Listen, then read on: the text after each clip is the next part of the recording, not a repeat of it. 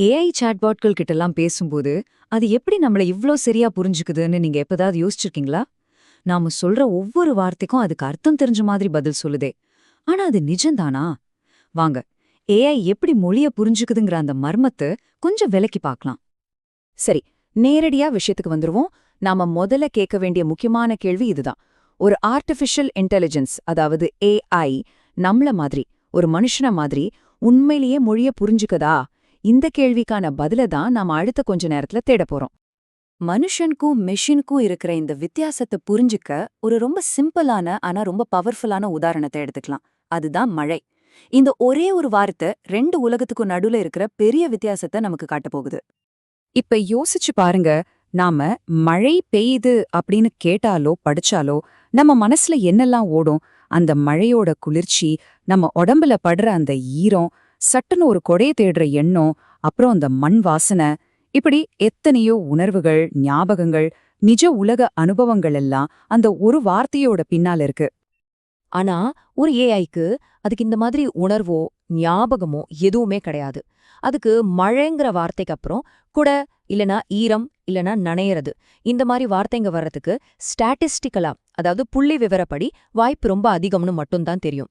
அது கோடிக்கணக்கான வரிகளை படிச்சு இந்த பேட்டர்ன்ஸை கத்துக்குது, அவ்வளவுதான். ஆக, இங்கதான் அந்த முக்கியமான வித்தியாசமே வருது. மனுஷனோட புரிதல், அவனோட அனுபவம், உணர்ச்சி, சூழல் இதையெல்லாம் சார்ந்திருக்கு.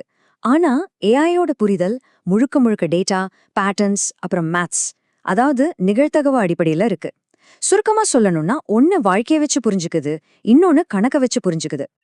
சரி, இந்த வித்தியாசம் என்னன்னு இப்ப நமக்கு தெரியும். இப்ப ஏஐ எப்படி இந்த கணக்கு போடுற வேலைய செய்துன்னு பார்க்கலாம். எப்படி வெறும் டேட்டாவிலிருந்து நம்ம கிட்ட அர்த்தம் உள்ள மாதிரி பேசுது.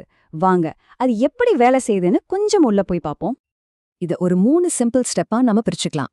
முதல்ல ஏஐ என்ன பண்ணுனா, இன்டர்நெட், புக்ஸ்னு பாக்குற இடத்துல இருக்கிற எல்லா டெக்ஸ்டையும் படிச்சு உள்ள எடுத்துக்கும். ரெண்டாவதா நியூரல் நெட்வொர்க்னு சொல்ற ஒரு அமைப்பு. இந்த எல்லா டேட்டால இருந்தும் வார்த்தைகளுக்கு நடுவுல என்ன தொடர்பு இருக்கு, என்ன பேட்டர்ன் இருக்குன்னு கத்துக்கும்.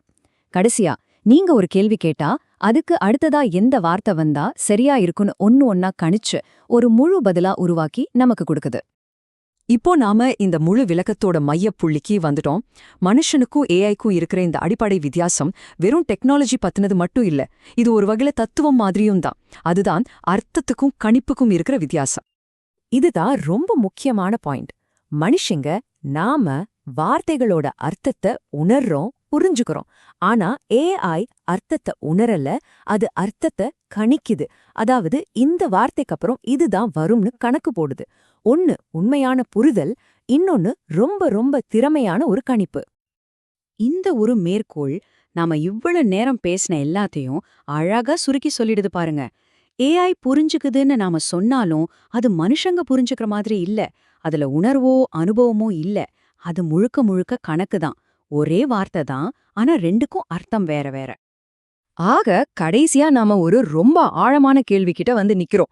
ஏஐயோட இந்த கணிப்புகள் இன்னும் துல்லியமாகி மனுஷன மாதிரியே பேச ஆரம்பிக்கும்போது ஒரு கட்டத்துல இந்த வெறும் கணக்குங்கிறது உண்மையான புரிதலா மாறுமா? அந்த கோடு எங்க இருக்கு? இதுதான் நம்ம எல்லாரும் யோசிக்க வேண்டிய ஒரு பெரிய கேள்வி.